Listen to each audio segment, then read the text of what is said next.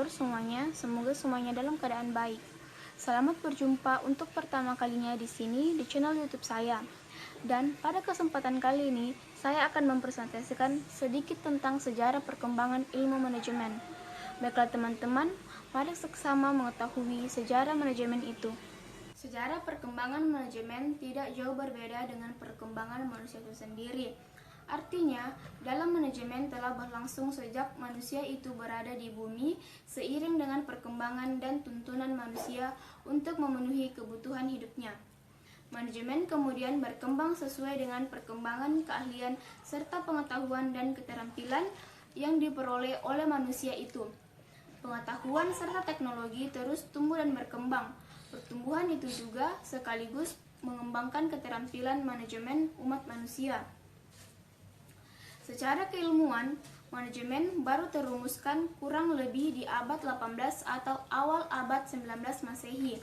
Di antara tokoh-tokoh yang mula-mula memperkenalkan manajemen secara keilmuan atau manajemen klasik adalah Robert Owen dan Charles Babbage. Owen, seorang pembaru dan industrialisasi dari Inggris, adalah di antara tokoh pertama yang menyatakan perlunya sumber daya manusia di dalam organisasi dan kesejahteraan pekerja. Sedangkan Babbage, seorang ahli matematika dari Inggris yang pertama kali bicara mengenai pentingnya efisiensi dalam proses produksi. Manajemen adalah proses perencanaan, pengambilan keputusan, organisasian, memimpin, motivasi, dan mengendalikan sumber daya manusia, sumber daya keuangan, fisik, dan informasi dari suatu organisasi untuk mencapai tujuannya secara efisien dan efektif.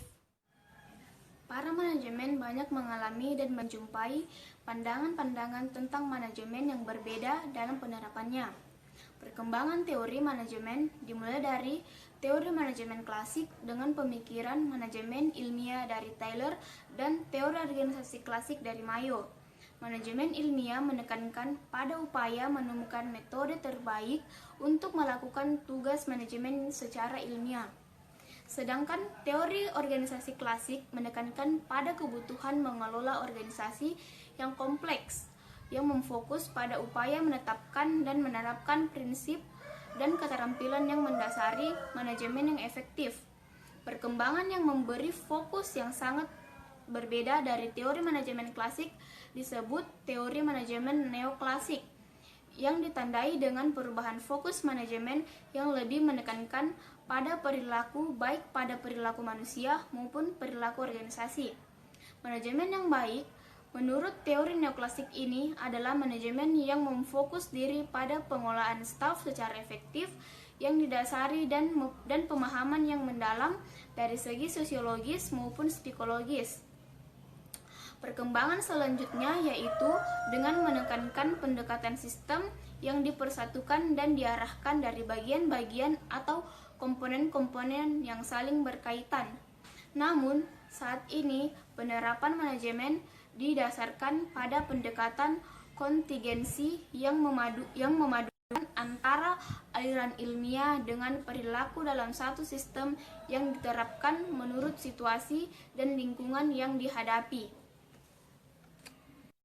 Manajemen berfungsi sebagai alat untuk meningkatkan serta perbaikan masyarakat.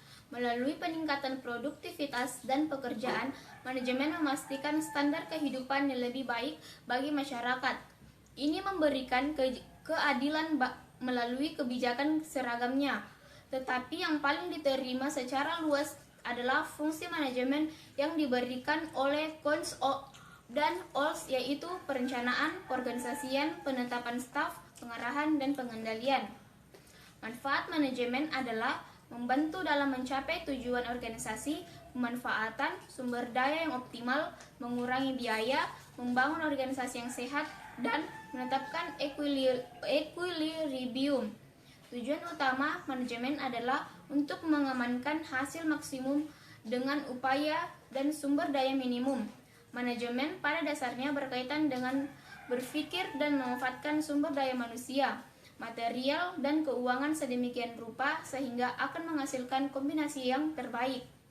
Kombinasi ini menghasilkan pengurangan biaya berbagai biaya, yaitu peningkatan efisiensi faktor-faktor produksi, kesejahteraan maksimum untuk pimpinan dan karyawan, dan perbaikan manusia dan keadilan sosial.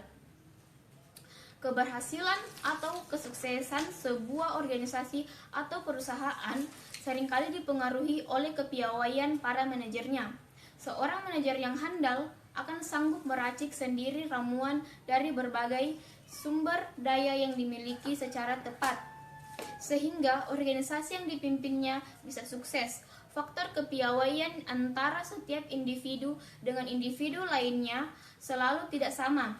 Karena itu, manajemen sering disebut sebagai seni mengelola perusahaan.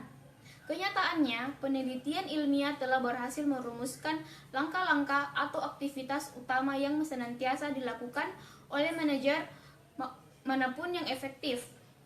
Langkah-langkah tersebut adalah: yang pertama, membuat perencanaan atau planning; yang kedua, membuat pengaturan atau organizing; ketiga, memimpin organisasi atau leading; dan yang keempat, melakukan pengawasan atau controlling. Baiklah teman-teman, itulah tadi pemaparan saya tentang sejarah perkembangan ilmu manajemen. Semoga bisa bermanfaat untuk kita semua. Terima kasih untuk kalian yang sudah menyaksikan video saya ini. Selamat kembali beraktivitas, semoga hari-hari kalian selalu dalam keadaan baik. Wassalamualaikum warahmatullahi wabarakatuh.